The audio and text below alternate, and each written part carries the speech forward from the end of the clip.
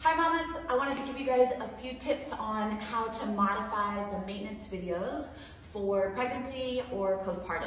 I know there's a bunch of you guys doing the maintenance track for the Choose Your Own Adventure Challenge, and I wanted to give you some options in addition to the prenatal and the postpartum maintenance videos, which are awesome, but I know that it might be nice to try a few of the other ones out.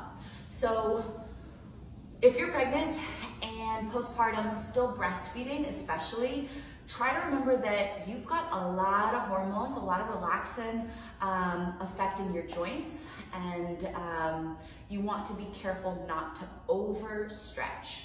So you want to scale yourself back to about 70% of what your max flexibility or mobility might be. And if you're not sure what that is, just try to remember that you should be able to have a conversation, that you should be able to take a breath without having it be a really forced or strained breath, and that you shouldn't be clenching anywhere in your body. Those are all signs that it might be a little bit too much. If you feel pinching, sharpness, if there's any numbness or tingling, it's too much, you've gone too far, bringing yourself out of the stretch or out of the pose. Another way that you can find that deep stretch but without so much risk of overstretching is to make it a little bit more dynamic.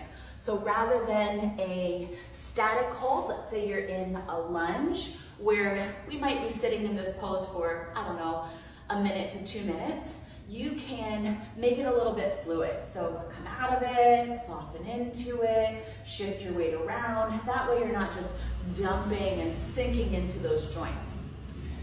Postpartum mamas that are still rehabbing your core and your pelvic floor, it's just like any of the other workouts. So for positions like the plank position, if you're doing one of the videos like the vinyasa video or the warm-up flow, we'll often go from a down dog to a plank and then lower down.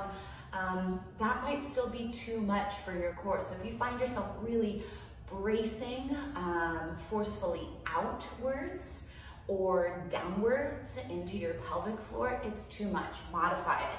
So instead of going from down dog to high plank, you'll go from down dog to knees bent in like a hovering tabletop, or if you're familiar with BirthFit, it's almost like a low bear crawl.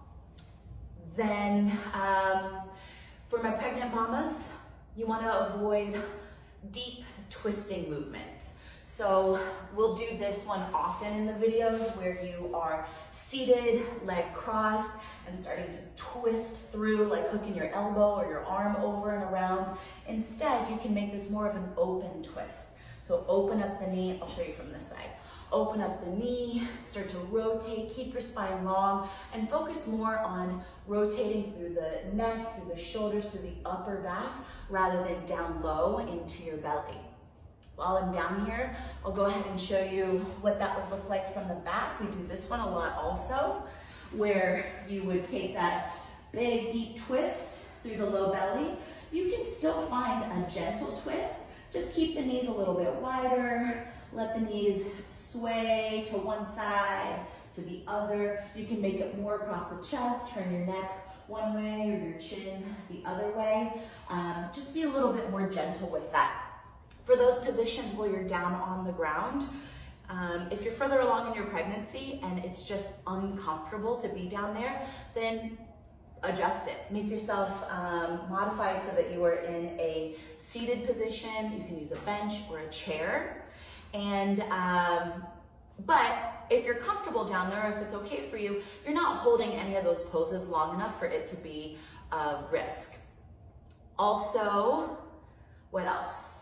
Back bending. Try to pay attention to the position of your pelvis. So especially during pregnancy, we have a tendency to let the pelvis start to spill forward because the belly is getting really heavy. Try to neutralize your pelvis, and you can actually hold that more neutral pelvis through some of the positions that are a little bit more like back bends. So something like a cat-cow, where we would put a lot of flexion and extension in the lower spine or the lumbar spine. You can isolate your pelvis a little bit more and then just keep the movement more through the upper back, through the neck, and across your chest. rather than that big movement here. If you are on your knees and that just feels like it's a lot of weight, or on your ankles and they feel really sensitive, use a seat. Give yourself support, stack up pillows or blocks, or set yourself up so that you're near something that you don't have to strain within one of the positions. They should be, they should feel good and supportive rather than really like painful or challenging or frustrating.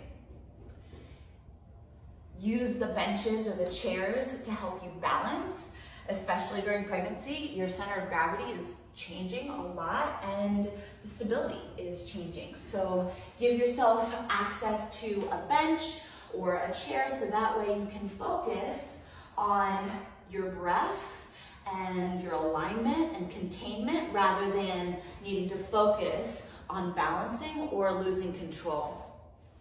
If you're a mama that chose the maintenance truck because you know that you need to slow down, but you don't exactly like slowing down, that's okay. You don't have to like maintenance. You're not doing it wrong if you don't feel like at peace when you're doing it. You're allowed to be frustrated, annoyed, bored. You don't have to like my voice or Jeb's voice. That's totally okay. That's normal. It's good. I just want to encourage you to try to stick with it and to reach out to me if you ever have questions. I'm excited for you guys to do this. I can't wait to hear about how it's going.